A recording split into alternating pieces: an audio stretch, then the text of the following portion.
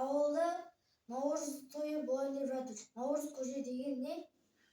Наурыз көже дегеніміз ежелгі салт дәстүр бойынша әрбір үйде наурызда көже пісіруге бәріміз пісіреді. Көжені ол наурыз көжесін жеті түрлі тағамнан пісіреді. Жеті түрлі тағам дегеніміз ет тағамынан, бидай тағамы, сүт, тұз, неше түрлі тағамдар қосып көже пісіреді. Сол көжені наурыз көже деп атаймыз. Наурыз көженің неше түрлісі болады.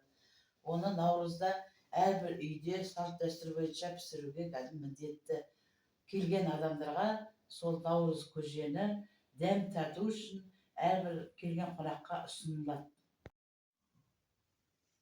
Ата, көрсін мерекесі деген не? Ол мереке емес, амал. Қазақ тілінде амал деп айтады.